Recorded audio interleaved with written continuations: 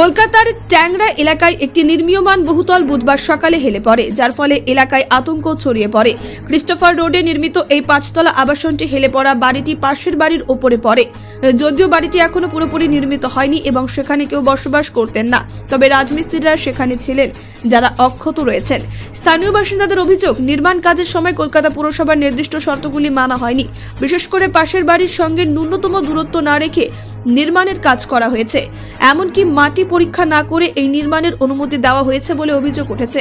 কলকাতা পুরসভা সূত্রে জানা গেছে, বিষয়টি জানার পর দ্রুত ইঞ্জিনিয়ারদের পাঠানো হয়েছিল।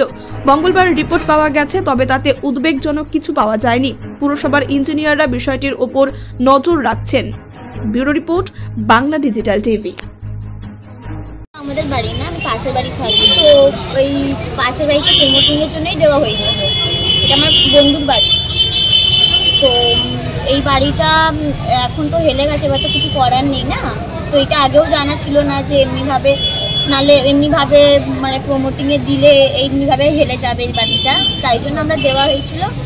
আর যখন করা হয়েছিল তখন বলা হয়েছিল 4 তলা, কিন্তু এরা করে দিয়েছে 6 তলা। সেটা এরা মানে বলেছিল যদি ভিতটা ভালো করে তাহলে 6 তলা অবধি তুলবে। সেটা তো আমরা জানা ছিল না যে কীভাবে এরা করেছে। তো সেই ব্যাপারে আমি কিছু বলতে পারবো না, সেটা প্রমোটার জানে। এখন কি পরিস্থিতি দেখছেন? এখন পরিস্থিতি দেখছি, এখন যত দিন যাবে